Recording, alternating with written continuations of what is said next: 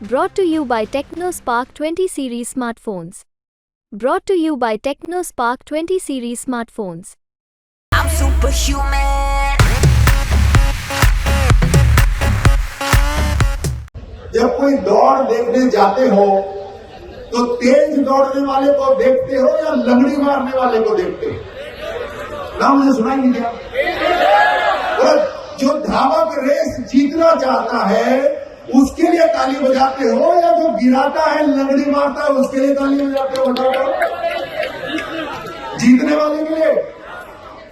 अब जो राजनीतिक दौड़ होती है, जो राजनीतिक दौड़ होती है उसमें कुछ लोग टंगड़ी लगाने वाले भी होते हैं, लेकिन हमारा धावक यहां बैठा है, हमारा धावक यहां पर हमारे सामने बैठा हुआ। और चुना किसने है? इस देश के दुनिया के सबसे ताकतवर लीडर प्रधानमंत्री मोदी जी ने चुना है।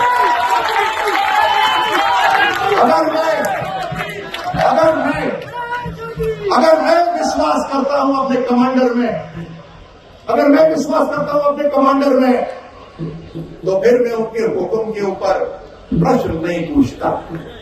आंख बंद करके जैसा कहा गया है वैसा करता हूं। आप मुझे बताइए, यहां जो मोदी का सैनिक है, एक बार लागे जोरदार हुकारा बोलो भारत माता की। सुनाई नहीं दिया मेरे को? बोलो भारत माता की।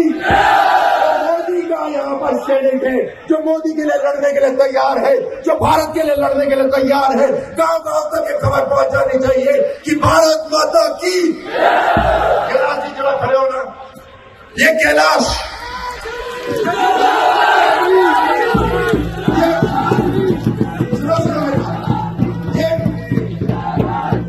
कैलाश नहीं, इसमें मुझे कैलाश नहीं, मुझे काशी नजर आता है। इसमें मुझे कैलाश नहीं, मुझे राम मंदिर नजर आता है। क्या आपको नजर आता है राम मंदिर बनते हुए? आपने इनको वोट किया तभी राम मंदिर बना। एक एक वोट कीमती है, एक एक वोट कीमती है। मुझे इनमें कैलाश नहीं नजर आता, मुझे एक बूढ़ी माँ के आंसू पूछते हुए नजर आते हैं। मुझे भारत मजबूत बनता हुआ दिखाई देता है। ये कैलाश नहीं, ये भारत है। बाड़मेर की जनता भारत को जिता सकती है। बोलो तैयार हो? कई लोग, कुछ लोग ये बोलेंगे एक वोट से क्या हो, कोई बोलेगा एक मेरा वोट से क्या हो। मैं आपको बताता हूं, अगर मेरे एक वोट से अगर किसी गरीब का पेट भरता है तो मेरा वोट मोदी को।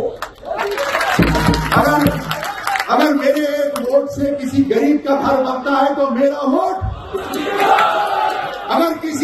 अगर मेरे एक वोट से बाड़मेर के अंदर शानदार सड़कें बन जाती है तो मेरा वोट। अगर मेरे एक वोट से इस पूरे के पूरे देश को मजबूत कर देते हैं, सेना मजबूत हो जाती है तो मेरा वोट। अगर एक वोट से पाकिस्तान थर-थर कांपता है तो मेरा वोट।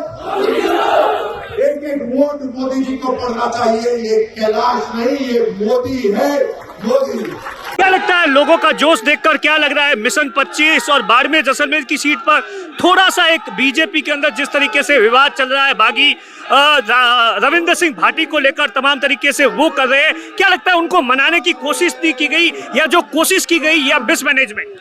नहीं, देखिए ऐसा कि भारतीय जनता पार्टी का परिवार बहुत बड़ा परिवार है, और जैसे हर छोटे छोटे परिवारों के अंदर भी सबकी अपनी अपनी मंशा होती है, वैसे इस परिवार में भी होती है। लेकिन ये जनता भी जानती है कि भारतीय जनता पार्टी का जो विचारधारा है वो है राष्ट्र सर्वप्रथम। जैसे सेना का है देश सबसे पहले। अगर सैनिक ये सोचने लग जाए, मुझे बताइए कि नहीं मेरी ही चलनी चाहिए, मैं ही आगे बढ़ूं, या मेरे को ही ये वो मिलना चाहिए, तो सेना ही काम करना बंद कर देगी। इसीलिए भारतीय जनता पार्टी भी उसी पद चिन्हों पे काम करती है, और भाजपा का कार्यकर्ता जो मन से सच्चा कार्य करता है वो हमेशा राष्ट्र को सबसे पहले रखेगा। क्या लगता है आप रविंद्र सिंह भाटी है वो 4 तारीख को नामांकन फिर सरकार की ओर से, बीजेपी की ओर से प्रयास किया जाएगा कि हाँ उन्हें शामिल कर दिया जाए? मुझे इसकी कोई जानकारी नहीं है। देखिए वो पार्टी कर ही रही है, मेरे ख्याल से सब लोग जानते भी है। लेकिन जैसे मैंने कहा कि अगर कोई, आप इतिहास उठा के देखो ना, हमारा तो बाड़मेर सरहद वाला है, हमलावर भी इधर से ही आए थे। जब आए थे तो क्योंकि कुछ लोग बटे हुए थे, इसीलिए तो एक एक करके उन्होंने सबको चुन लिया और हमारे ऊपर राज करने लगे। क्या आज भी वही होगा? बिल्कुल नहीं। एक सच्चा हिंदुस्तानी इस बात को जानता है कि कोई एक व्यक्ति, चाहे वो सही पूछ रहा हो या गलत पूछ रहा हो, लेकिन राष्ट्र के नाम पर सब एक होकर और उसी पार्टी को जिताएंगे जो पार्टी आज राष्ट्र को आगे लेके जा रही है। प्रधानमंत्री मोदी जी की ही पार्टी है जो आज देश को मजबूत कर रही है। बाड़मेर का भविष्य इसी पर टिका हुआ है कि इस बार यहाँ पर कमल खिलेगा या नहीं खिलेगा। बहुत बढ़िया अवसर है। राजस्थान ही नहीं, पूरे देश के अंदर सबसे हॉट सीट बाड़मेर जैसलमेर पर कैलाश चौधरी ने अपना नामांकन पत्र दाखिल किया। राजवर्धन सिंह राठौड़ हमारे साथ में बातचीत। सर, पहली बार बाड़मेर आए, कैसा लगा? इसके पास ही मेरी जन्मभूमि जैसलमेर है, मेरे को हमेशा अच्छा लगता है। देखिए, ये जो लोग हैं बाड़मेर के, ये धूप से तपते हैं, इसीलिए मन के पक्के हैं। और यही है जो सैनिक के रूप में जाते हैं, यही है जो व्यवसाय करते हैं। और क्योंकि सरहद से लगा हुआ ये क्षेत्र है, इसलिए और भी जरूरी है। प्रधानमंत्री मोदी जी ने इसको प्राथमिकता दी है। आज हमें एक बड़े लक्ष्य से आगे बढ़ना है और हर 5 साल में इस लोकतंत्र की ताकत है कि हम जनता जनार्दन के पास जाते हैं। 100% आशीर्वाद मिलेगा हमारे को जनता जनार्दन। क्या लगता है लोगों का जोश देखकर, क्या लग रहा है मिशन 25 और बाड़मेर जैसलमेर की सीट पर थोड़ा सा एक बीजेपी के अंदर जिस तरीके से विवाद चल रहा है, बागी रविंद्र सिंह भाटी को लेकर तमाम तरीके से वो कर रहे हैं, क्या लगता है उनको मनाने की कोशिश नहीं की गई, या जो कोशिश की गई या मिसमैनेजमेंट? नहीं, देखिए, ऐसा कि भारतीय जनता पार्टी का परिवार बहुत बड़ा परिवार है और जैसे हर छोटे छोटे परिवारों के अंदर भी सबकी अपनी अपनी मंशा होती है, वैसे इस परिवार में भी होती है। लेकिन ये जनता भी जानती है कि भारतीय जनता पार्टी का जो विचारधारा है वो है राष्ट्र सर्वप्रथम। जैसे सेना का है देश सबसे पहले। अगर सैनिक ये सोचने लग जाए, मुझे बताइए कि नहीं मेरी ही चलनी चाहिए, मैं ही आगे बढ़ूं या मेरे को ही ये वो मिलना चाहिए, तो सेना ही काम करना बंद कर देगी।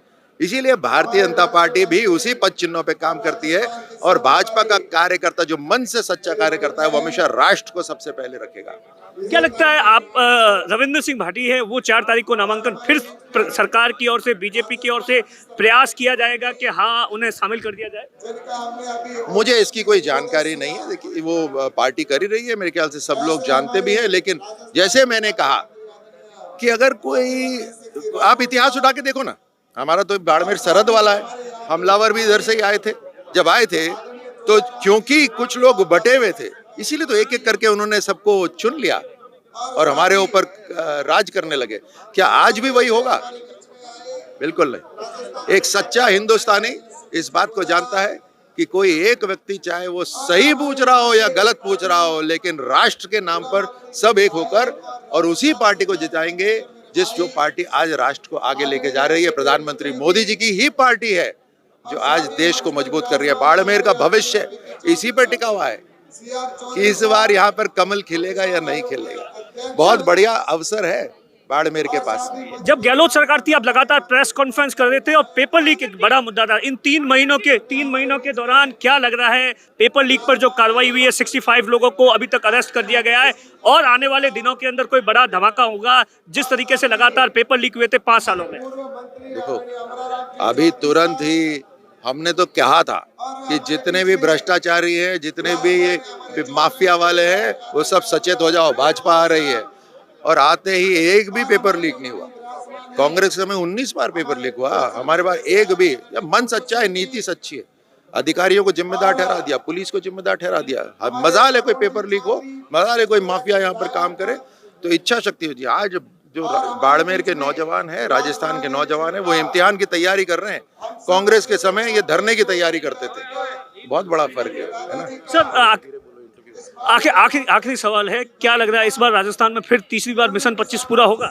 100%, क्योंकि नीति और नियत साफ दिखाई दे रही है। डबल इंजन की सरकार का काम साफ दिखाई दे रहा है। इसलिए 100% आज जो मतदाता है वो जानते हैं कि उनके परिवार का जो भविष्य है वो तभी होगा जब मतदान कमल के निशान पर होगा। ये मंत्री जी है जिनका साफ तौर पर दावा है कि राजस्थान के अंदर फिर से मिशन 25 पूरा होगा। दिनेश मौर्य, बाड़मेर।